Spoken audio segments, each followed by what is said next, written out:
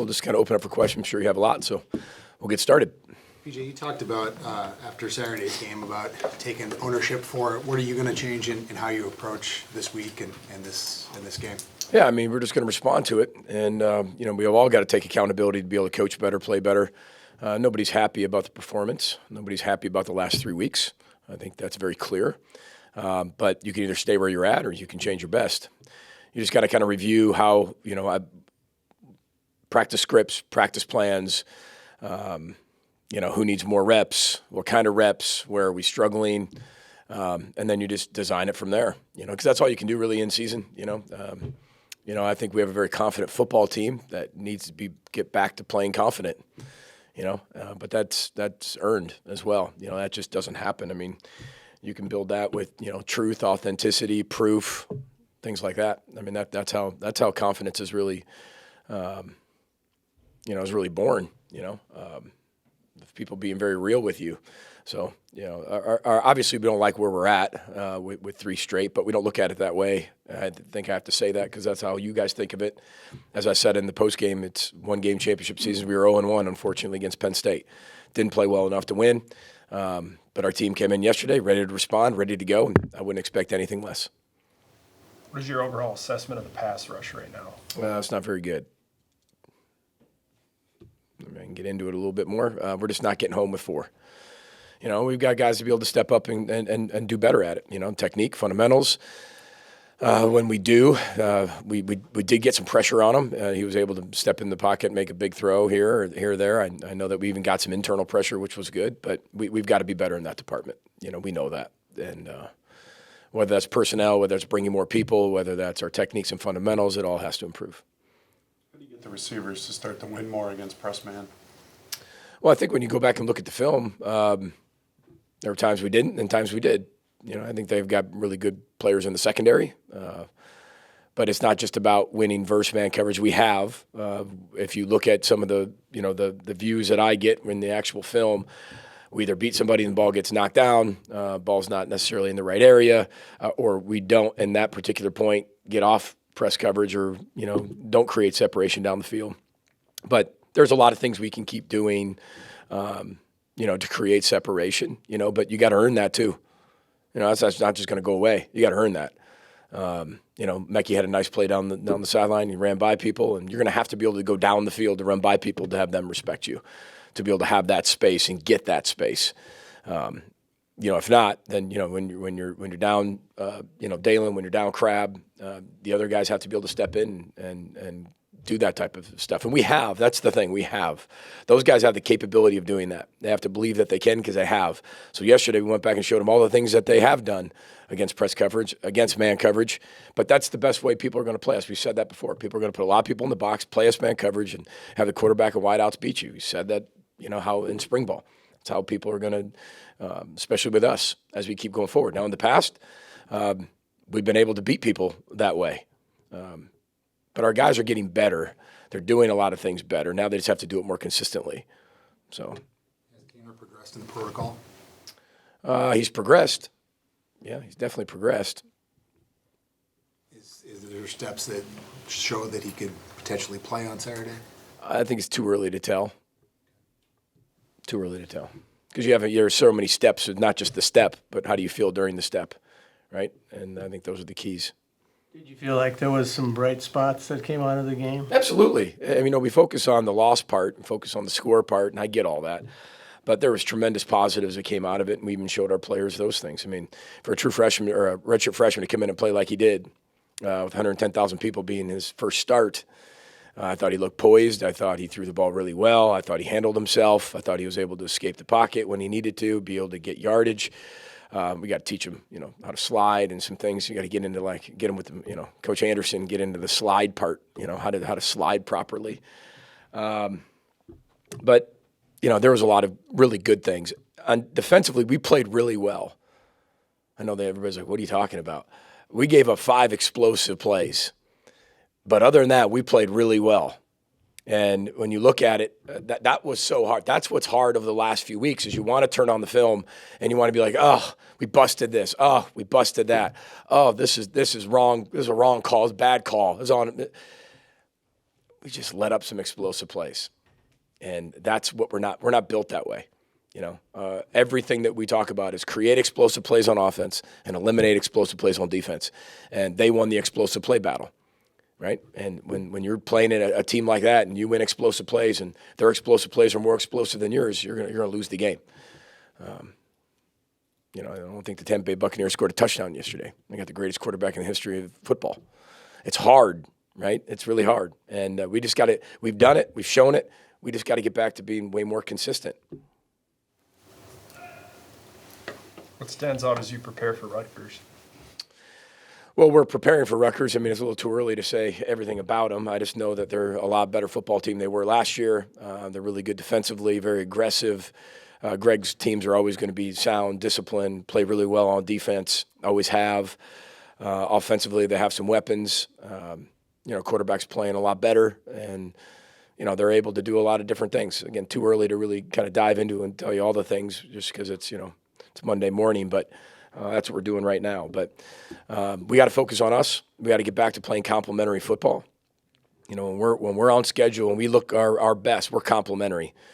Meaning the run and the pass fit together, offense and defense fit together, special teams the bridge and connects it. That's when we're really at our best, and we just been a little inconsistent with that the last few weeks. So get back to the rhythm, get back to the execution, and that's where we're just going to keep rowing. We're going to keep rowing towards that because there is no magic formula to let it happen. You just got to work through it. When you're not playing your best football, the only way I know how to get out of it is fight, and these guys are fighting, and that's what I respect about them.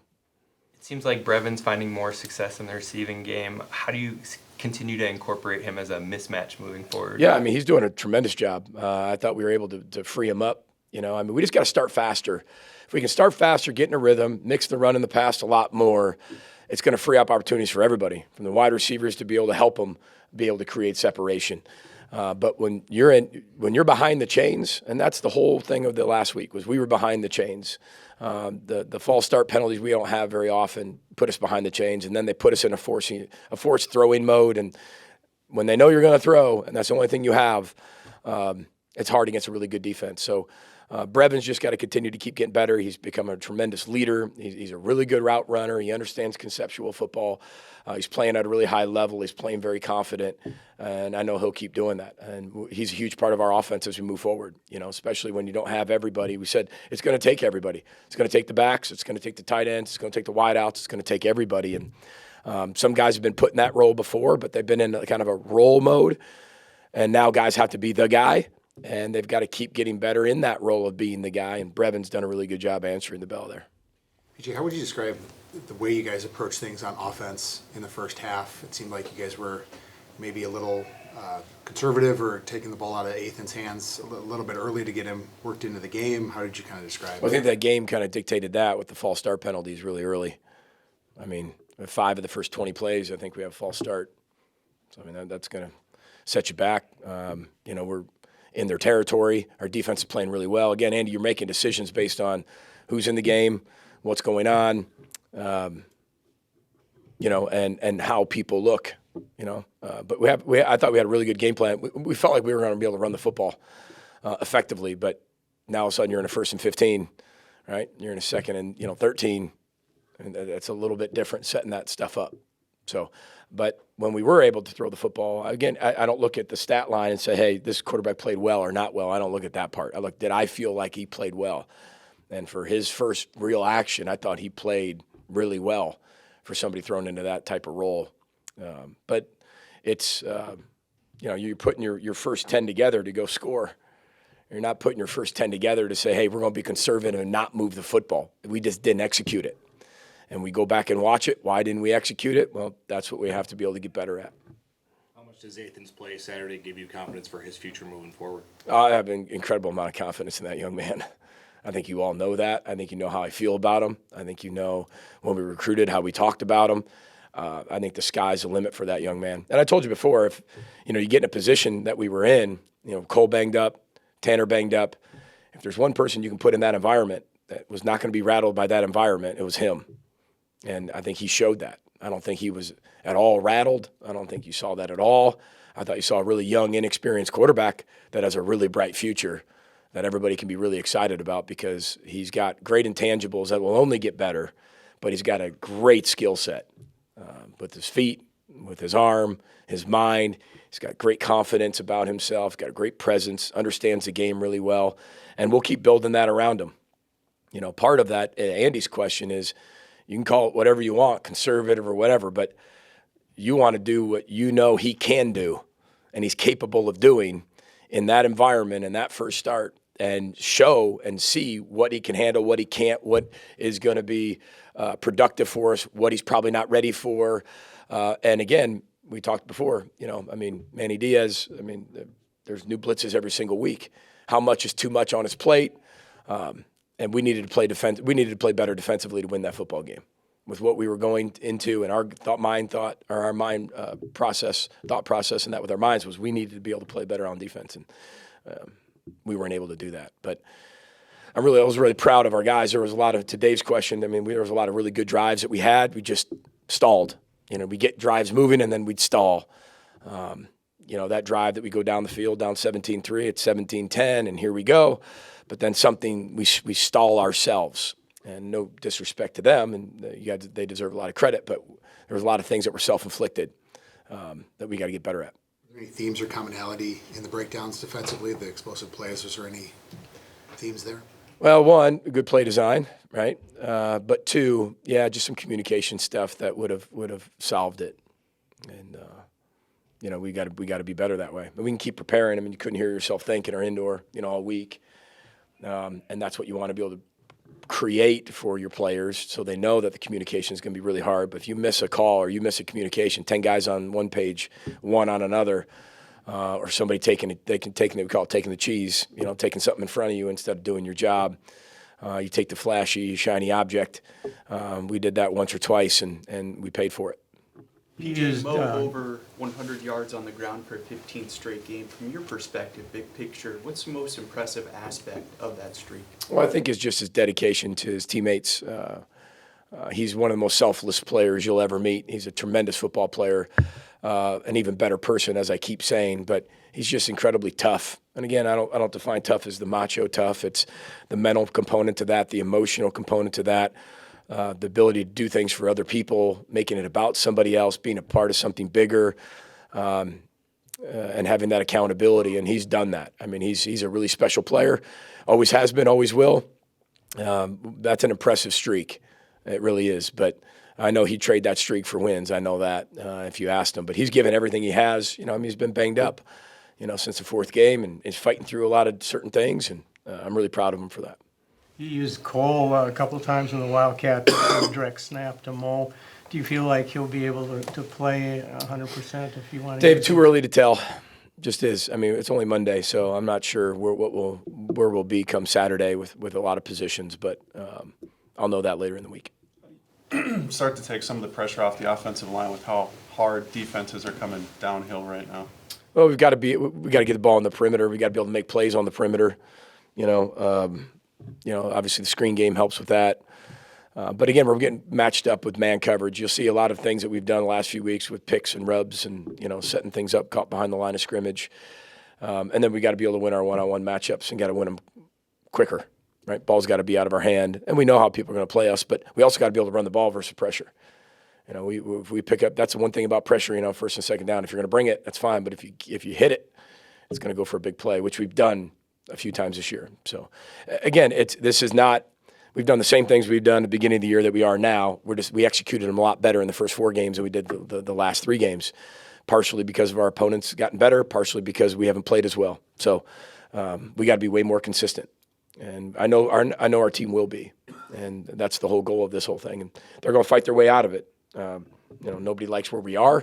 We're 4-3, but nobody likes where we are, and nobody likes how we've been able to not play as consistently as we know we're possibly capable of doing. PJ, I know you look at game to game, but do you allow yourself or can't help seeing a turning point here maybe for you, that you need something good to happen here? Well, I think you always need something good to happen, right? You're always looking for something to make better. So all we're doing is doing everything we can to make better, to make it better. It's 1-game seasons. We know we got to show them why they're not playing well or why we're not coaching well. Or again, it's not about just that. It's not about, okay, we've had 3 bad weeks of coaching, 3 bad weeks of playing. We just haven't executed at a really high level. And that's part of the opponent's compliment, part of our deficiencies. We've got to keep finding ways to be able to make that all fit. We on offense, we've kind of had a broken rhythm the last 3 weeks, whether it's personnel, whether it's self-inflicted, false starts, whether it's inconsistency. We've done a lot of that to ourselves, and some we can control, some of it we can't control. But as I told our team yesterday, we've got 5 total games left, guaranteed, right? And we can still play our best football ahead. These are the things we have to be able to do. We showed them, 26 plays of us playing elite football. And we showed them everybody being able to play at an incredibly high level and having fun, bringing that joy. Sometimes when you don't win, it's all about it's win or be sad. That's not what this program's about. Winning is a direct byproduct of how you prepare, right, and how you live your life.